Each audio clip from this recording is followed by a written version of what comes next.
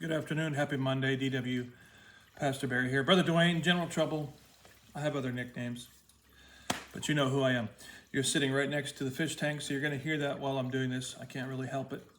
Never done a video from this angle before. You're on a play stove for the kiddies, Sister Julie's grandbabies. They use this little kitchen. It's got a stove and cupboards and a microwave and stuff. You're sitting on top. Me and Tristan are home. Everybody else has gone to a chiropractor's appointment. And after this, I'm going to take a nap because I'm beat. It is Monday afternoon. We didn't work very much today. Just stuff going on. I'm feeling pretty good though, just tired. But for a couple of reasons, I feel a sense of freedom today. God's really been doing some things, and I'm very grateful for that. Daily Wisdom for Men Devotional 2018. This is January the 20th. Oh yes, I did get a haircut today, as you can probably see. I got scalped. Probably doesn't look the greatest, but it's all good. It is what it is. It's my hair. It's what I got. So this is called Your Help. Psalm 121 verses 1 and 2 in the New Living Translation say, I look up to the mountains. Does my help come from there? My help comes from the Lord who made heaven and earth. Reminds me of the song where Casting Crowns quotes that in the middle of the song. Where does my help come from? My help comes from the Lord. All right, let's go and read the entire chapter. It's very short. It's only 8 verses in Psalm 121. Then you can say, after you've watched this, that you got a psalm into you today. A song of ascents, it says in verse number 1. I will lift up my eyes to the hills.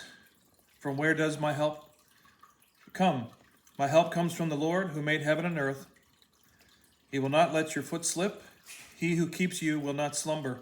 Behold, he who guards Israel shall neither slumber nor sleep. See, that's comfort, knowing that God never sleeps. He sees everything. He knows exactly what's going on all the time. The devil can't attack you without God knowing. The Lord is your guardian. The Lord is your shade at your right hand. The sun shall not harm you during the day, nor the moon during the night. The Lord shall protect you from all evil. He shall preserve your soul.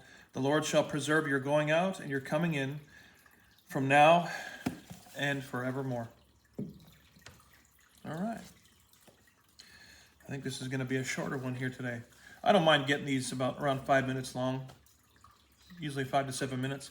Used to be I'd do a 15 or 20 minute devotional, but that's just way too long. But that was back when I did one devotional a day and I wasn't doing several different books. Your help. Our author today says, in the Old Testament, the Hebrews were accustomed to facing Jerusalem, which was built on a mountain. Whenever they prayed, see Daniel 6:10. The temple had been built there on Mount Moriah. Judea itself was mountainous. The Ark of the Covenant once rested on the holy hill of Zion. So it's understandable why the Israelites looked to the hills for spiritual help. Other nations believed, in fact, that the Lord is God of the hills. 1 Kings 20:28. That's in the King James Bible, for those of you who don't know. But Jeremiah 3:23, New Living Translation, declared, our worship of idols on the hills and our religious orgies on the mountains are a delusion. Only in the Lord our God will Israel ever find salvation. Looking to the hills for help was useless. Modern Christians turn to all sorts of things in search of spiritual help or deliverance. Anointed artifacts, crucifixes, a word of knowledge, even statues. Some even elevate pastors, healers, and spiritual gurus. But your power and salvation don't come from any such activity. It comes from the Lord who made heaven and earth. Spend some time today taking spiritual inventory. Have you elevated anything or anyone above God? Maybe the better question to ask yourself is, if anything was removed from your life, would you lack spiritual power? If so, you're depending on that particular object or person too much.